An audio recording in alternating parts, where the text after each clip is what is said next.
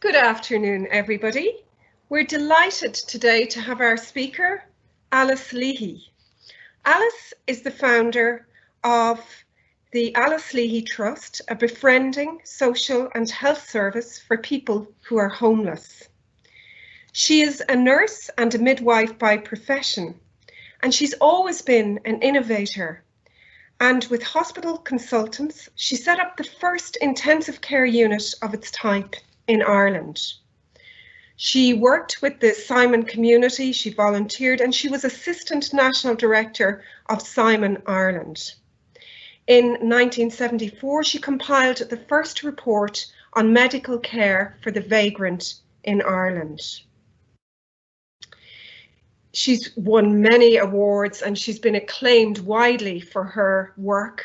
In 1999, she was made an honorary fellow of the Faculty of Nursing and Midwifery in the Royal College of Surgeons. She was awarded an honorary doctorate from UCD in 2003 in recognition of her outstanding contribution to society. In 2004, she was voted Tipperary Person of the Year. She is co-founder of the Alice Leahy Trust, and she was director from 1975 to December 2015. Her lecture today is titled Wasting Time with People, and it comes from the title of her best-selling non-fiction book. Alice is a writer, a commentator, a broadcaster, and a lecturer. And throughout her life, she's worked tirelessly to promote an understanding of the needs and rights of the outsider in society. And she works for ways to combat social exclusion.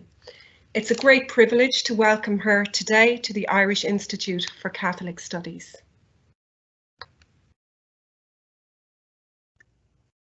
Thank you very much, Trish, and good afternoon to everyone. Normally, I'm asked if I use PowerPoint when I'm making a presentation, and I always say no, because it distances me from my audience, ensuring I have no eye contact. How things have changed. Now technology enables me to make a presentation to you as we meet virtually. And it's great to be in contact with people from all over, outside of Ireland even, and Carly, who's in America.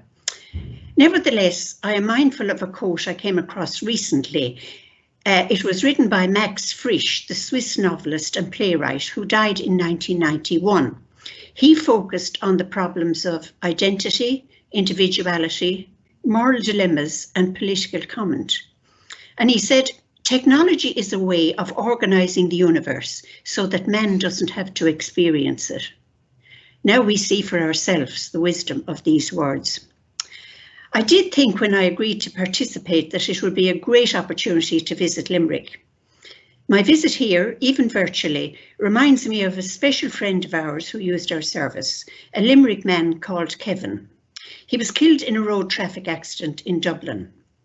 The last conversation we had, he was attempting to explain to me the difference between the Heineken Cup and Magners League. I still don't know the difference, and my wish to visit Thomond Park with him was never realised. A few days after our conversation, I was called to identify his body in a Dublin City Hospital morgue. He, to me, represented the ultimate outsider.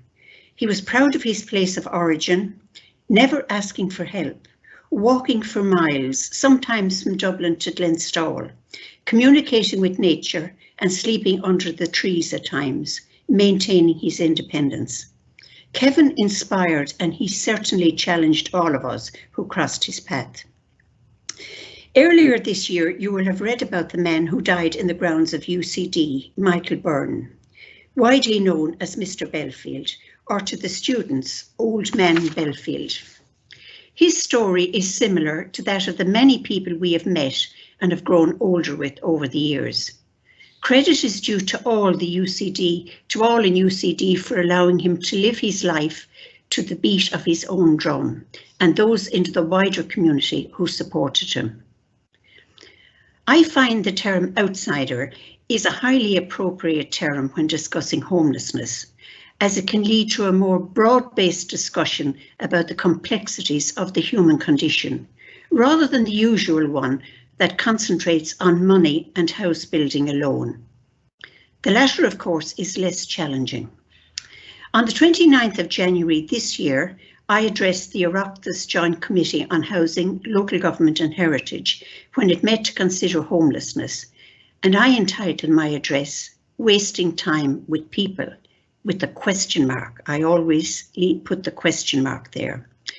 My comments were based on our day-to-day hands-on work since 1975 with people who find themselves homeless.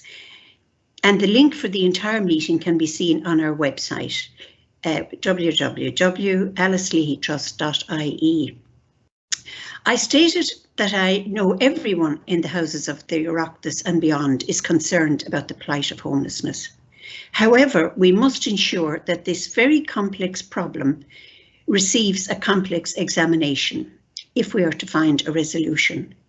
After working in the field of homelessness for almost half a century now, I would have hoped we could have reached a better outcome than the one so graphically evident on the streets of our cities.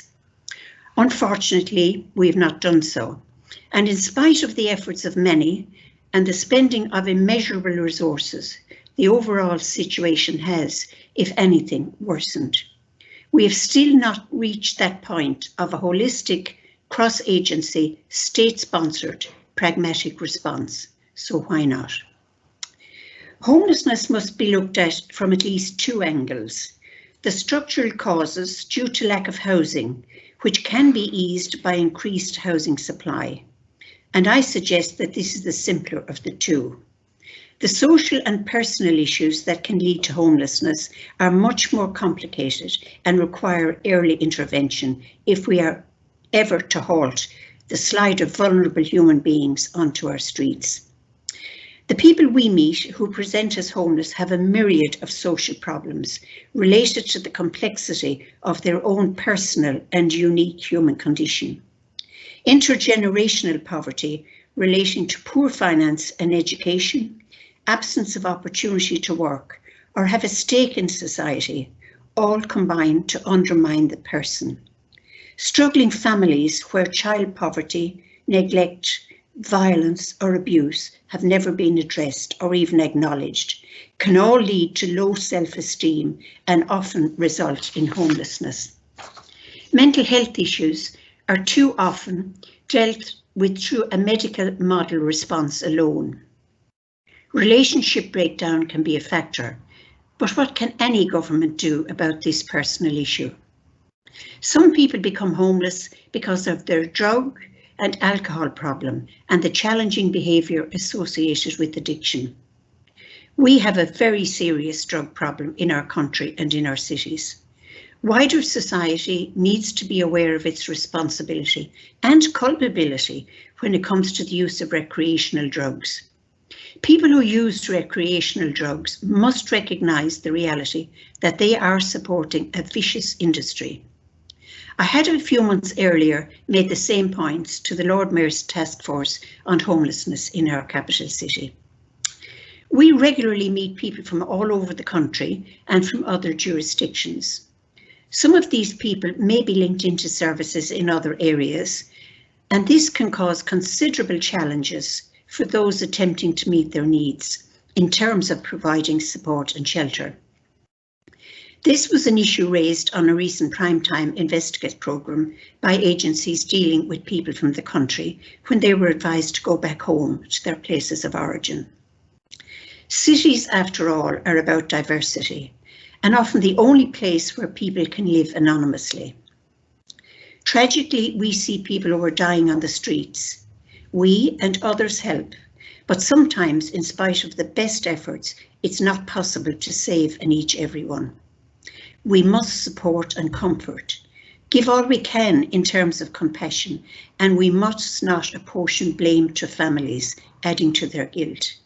But sometimes we just cannot enable change. Government interdepartmental, interagency collaboration is required to address these profound issues, but it is meaningless unless the views of frontline workers are listened to. Building up relationships must start at accepting people in all their vulnerability and listening to them. They have a right to be heard.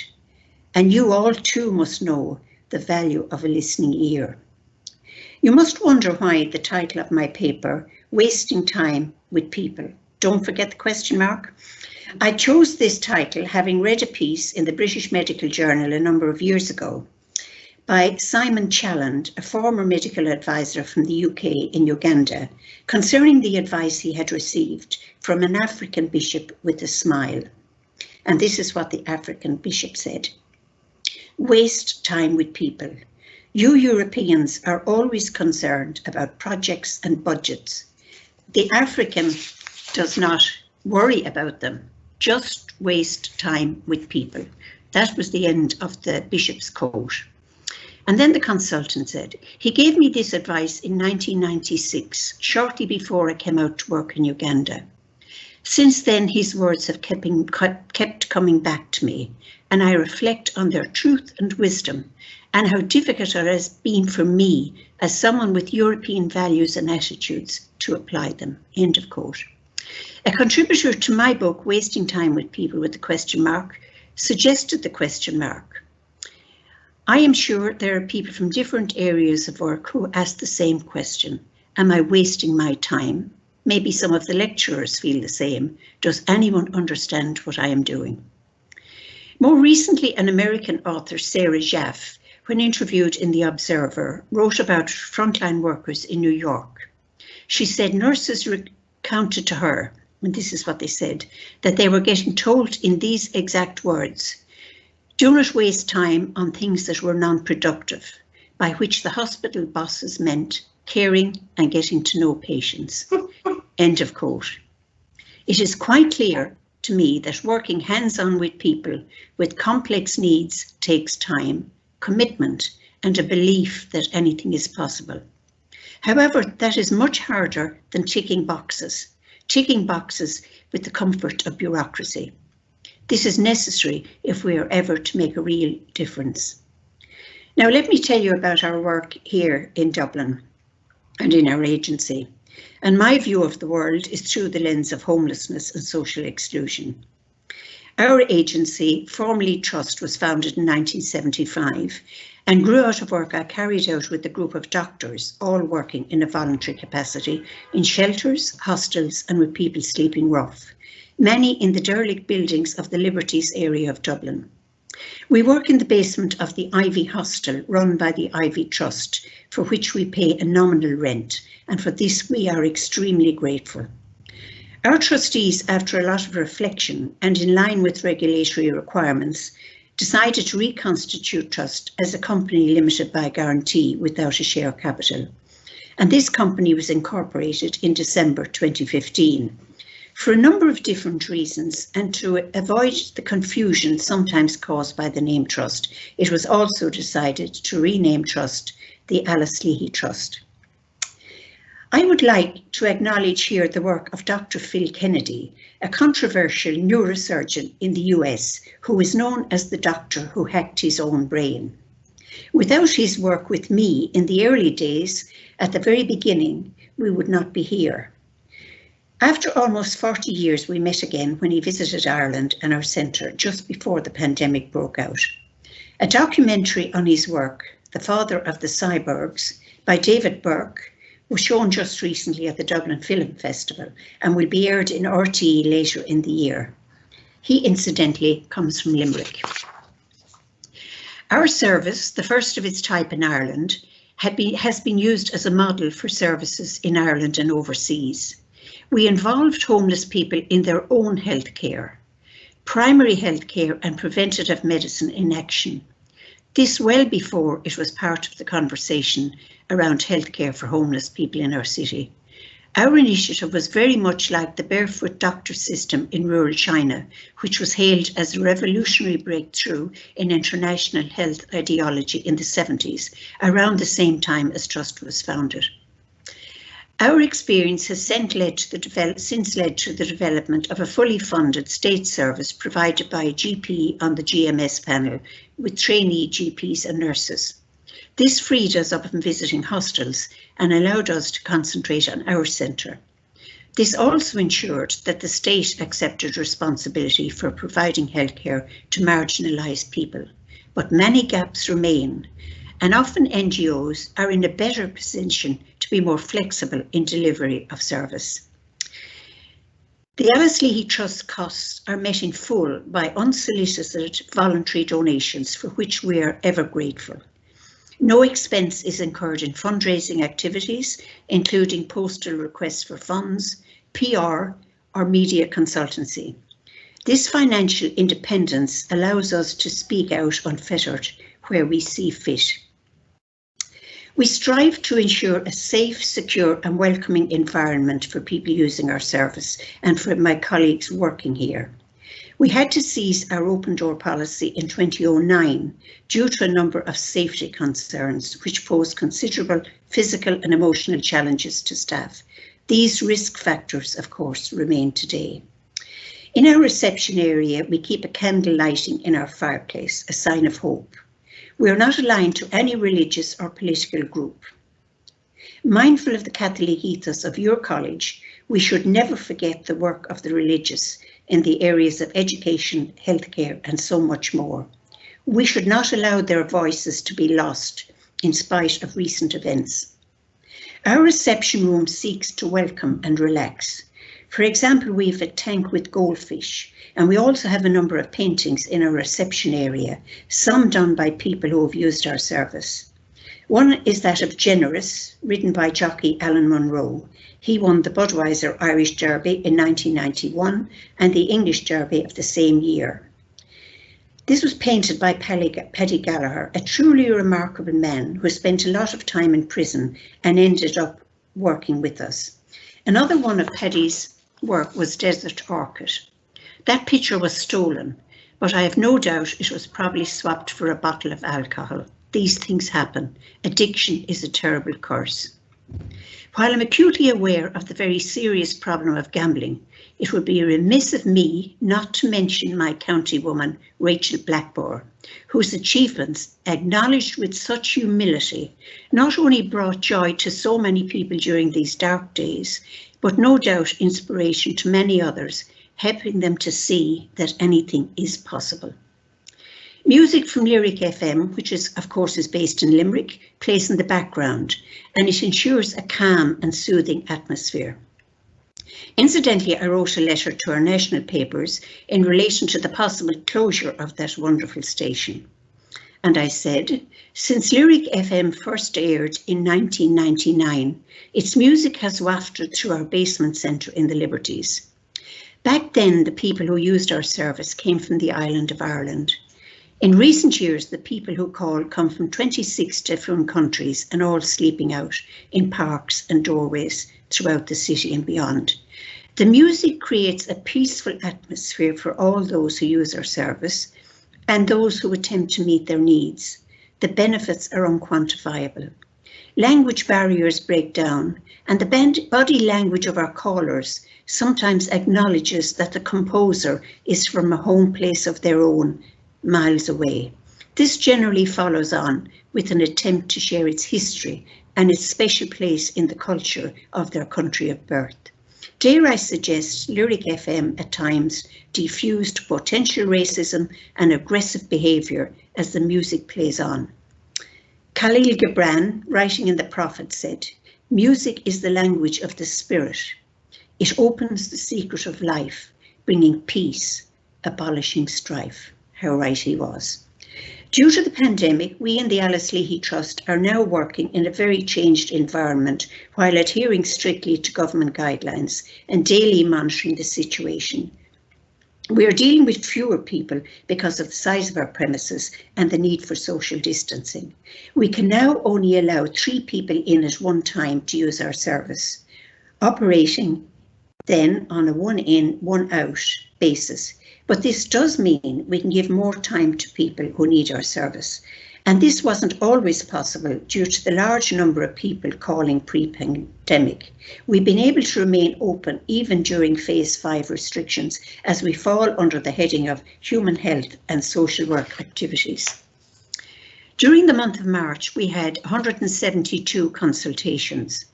And now that's a hopelessly inappropriate word to define our interaction with people and the time required to access their needs.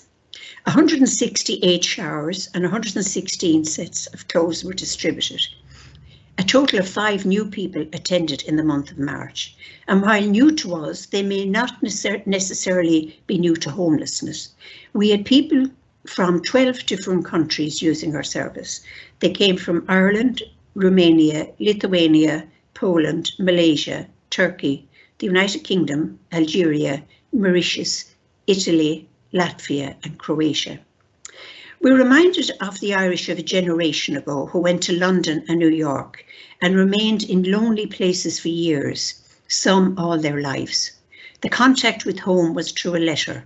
No mobile phones or Skype in those days, but often the only excitement was a chance to hear or see their county hurling or football playing in Croke Park, and how Limerick people could share that experience last year. Indeed, all the GAA community unable to join their heroes.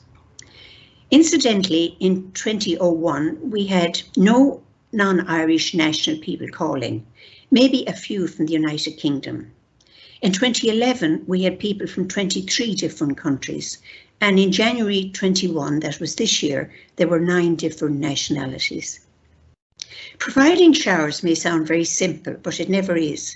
It is the first step to linking into other services, statutory and voluntary, keeping an appointment in a hospital, in the courts, even to access accommodation or reconnecting with family.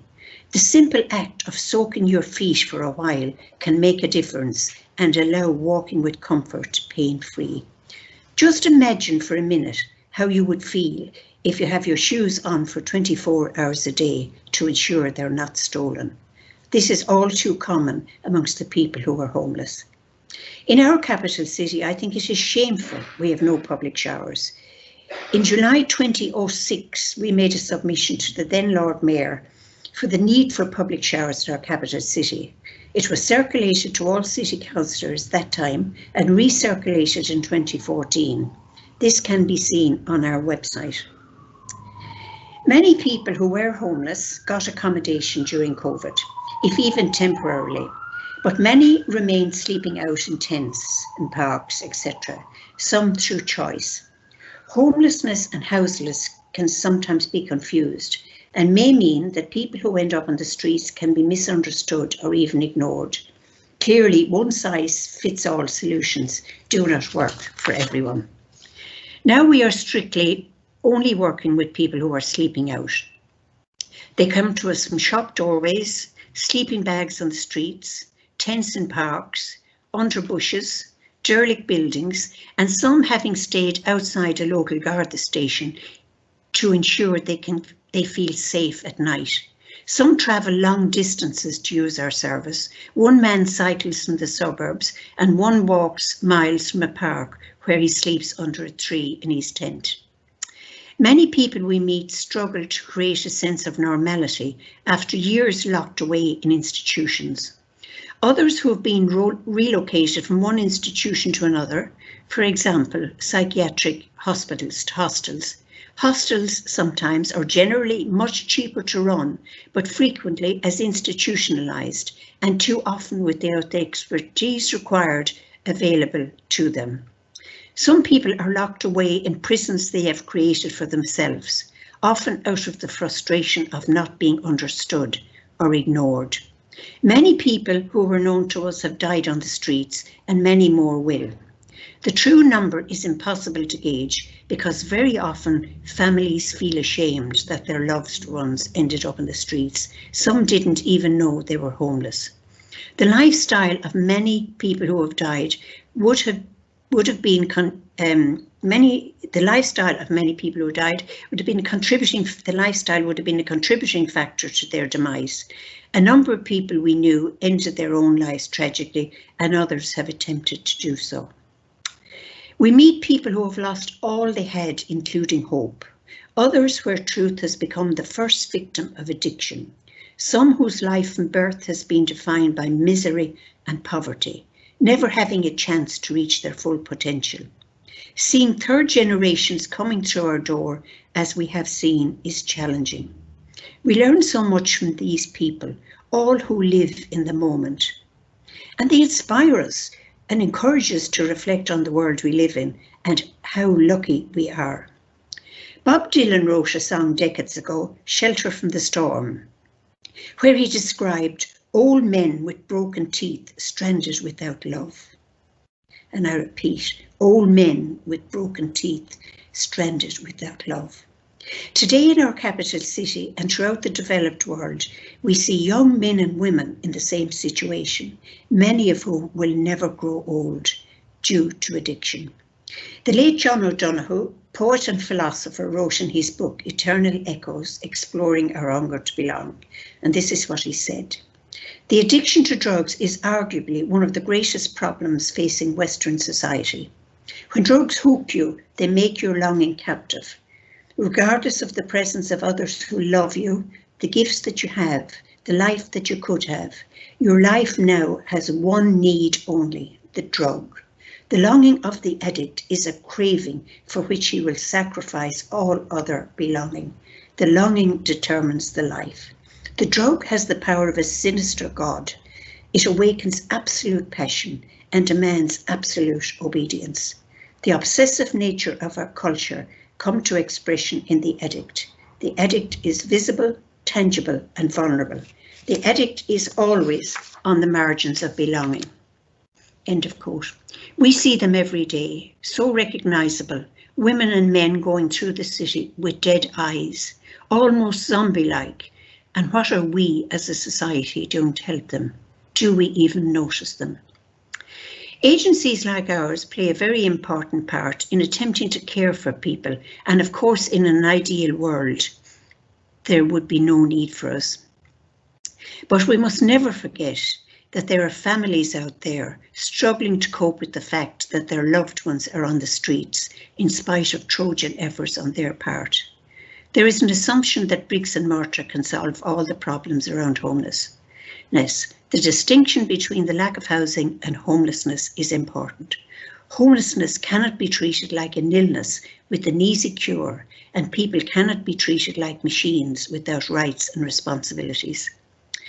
The simple words of Eleanor Roosevelt come to mind and are worth reflecting on at a time when we sometimes think it is the prerogative of the legal profession and human rights experts only. Where, after all, do universal human rights begin? In small places close to home, so close and so small that they cannot be seen on any map of the world. They are the world of the individual person, the neighbourhood he lives in, the school or college he attends, the factory, farm or office where he works. That's what Eleanor Roosevelt said. And of course, when she said he, she means she as well. We recognise that everyone who is homeless is unique. People are complex and have various needs. And as I said earlier, there is no one-size-fits-all solution. I am not ignoring the plight of hundreds of people, single and families, unable to get affordable or social housing. Their problem involves a lack of housing, and this can only be remedied by building more houses. And indeed, as we all know, this needs to be addressed urgently. One of the people buried in our plot in Glasnevin Cemetery, which was given to us by the Glasnevin Trust, is the late Tony Gale, a street poet, who used our service for many years. And let me read a poem of his. And this is it. Today I spoke to no one, and nobody spoke to me. Am I dead? Today I spoke to no one, nobody spoke to me. Am I dead? How many people today not experiencing homelessness would say the same due to the pandemic? Clearly, Tony used his artistic talent to highlight the pain and misery of his life. However, his words capture the lives of so many people in the world we live in, where human contact has been replaced with technology. So often today, technology is required to even access a basic service. This is an issue government departments need to be aware of, and also NGOs, that not everybody is used to technology, not everyone has broadband, and to get a service you need to be able to tick all the boxes. The title of my memoir, which you will hopefully have read or read, The Stars Are Our Only Warmth, was written with Catherine Cleary and published by O'Brien Press in 2018. The book looks at my experience of living and working in the city for over half a century, with some people labelled as homeless. But so much has changed even in that short space of time. The book received a number of great reviews, and they can all be seen on our website. Now the pandemic has made us all take a step back and maybe see what was possible then, and see how that experience could inspire and encourage people struggling to help others today. A special painting of Eddie, who we supported to live with a degree of comfort in the Liberties, hangs in our centre. I think you may be able to see it over on my right-hand side. It was given to us by Dr. Maurice Gouret, who wrote the rude health column in the Sunday Independent up to recently. Eddie was not homeless, but clearly he was an outsider with his 3 dogs, Tina Turner, Jezebel and Bruno. Together they walked the streets of the Liberties every day and were known to one and all. Eddie once said to me, "Honesty leads to poverty." He was a wise man, and it reminded me of the words of George Orwell when he said, "Political language is designed to make lies sound truthful." Political language is designed to make lies sound truthful. Isn't that an interesting one? Today, many people, including those in church, state and community groups who worked so hard in building and fostering community involvement, are frequently challenged by an insensitive bureaucracy and meaningless jargon. But that challenge forces all of us to question our commitment to love our neighbour and dig deeply into our human resources and beliefs. A number of years ago on Christmas Day, I happened to catch Eurovision Mass broadcasts from Circus Pintertop in Paris, and I was struck by a few quotes from the pastor, and he said, "Encounters with people move us." And then he later said, "It is the blind application of the law which makes us inhuman." I am, of course, not suggesting for a minute you break the law, but we all are human beings sharing this earth at this time in creation, and the dignity of every individual should be at the very centre of everything we do. I too often reflect on the words of Pastor Peter Niemöller in 1945, words I'm sure you're all familiar with. First they came for the communists, but I was not a communist, so I didn't speak out. Then they came for the socialists and trade unionists. I was neither, so I didn't speak out. Then they came for the Jews, but I was not a Jew, so I didn't speak out. And when they came for me, there was no one left to speak for me. I think we're all capable of doing something, and now we can begin to hope that the dreadful pandemic is nearing an end. Let us use our depleted energy to reach out to ensure the new normal is a place where there are few outsiders. And maybe at this stage I should just point out and acknowledge the work of my colleagues here who are truly phenomenal, and the wonderful people from all over the island of Ireland and beyond who support us in so many ways, and I want to say thanks to them. The aim of education is the knowledge not of facts but of values. And that was a quote from A.C. Benson in the writing Cambridge Essays in Education in 1917. I know promoting values is close to the ethos of your great institute. So are you courageous enough to speak out? And if not, why not? Only each of you can answer that question yourself. And I repeat what he said in 1917, the aim of education is the knowledge not of facts but of values. And let me finish with this short line from Martin Luther King Jr., who said, "Our lives begin to end the day we become silent about the things that matter." So thank you all for listening to me. You'll be meeting Tip soon in the hurling again. We'll be all in there together celebrating sport, win, lose or draw. Thank you.